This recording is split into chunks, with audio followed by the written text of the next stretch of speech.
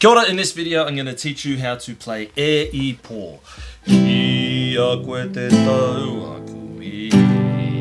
You probably know the song, so we're going to go over the chords and how to play it. I'm going to try and give you some logic around how to play it as well. So, firstly, while we're going through the verse, we've got a C, A minor and a G.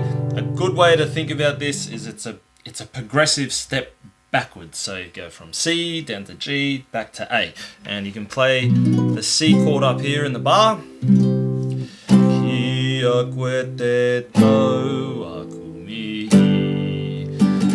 So that's a good way to maybe spatially or visually think about it. You're going backwards. And of course you can play these in the open chords as well.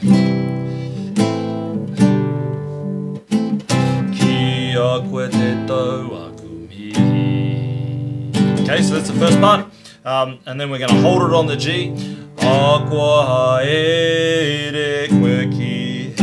and then back to C, and then back to G, and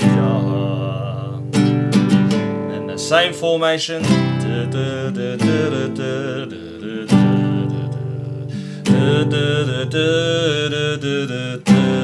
then back to G.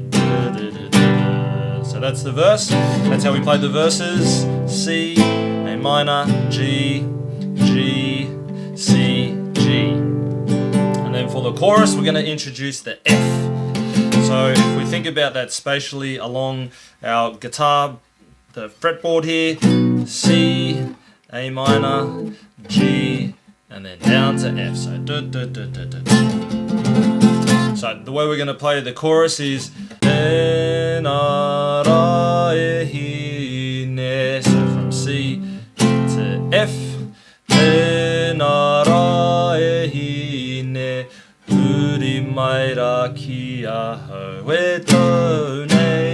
So C, F, G, F, C. So there's a bit of a quick transition there.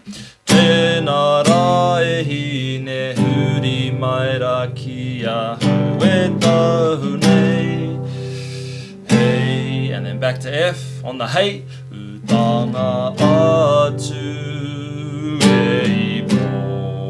So from the F up to the G and then back to the C. However you like to play it, you know, you can play bar chords for the whole thing. Sometimes that's a little bit easier because you know when you do a bar chord, if you've got the strength in your hand at least, the shape of the chords doesn't change. It's still that original E shape, F, G, A minor, take the middle finger off, and then up to a C.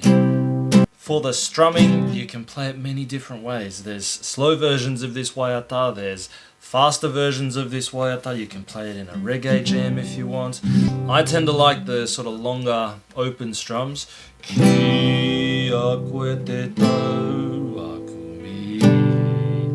Then from there you can start like a bit of a slow strum.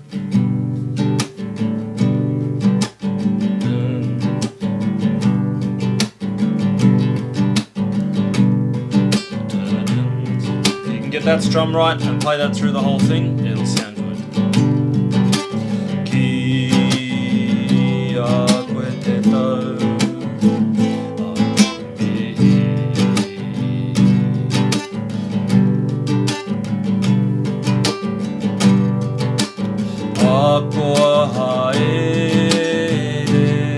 That is how you play E Ipo.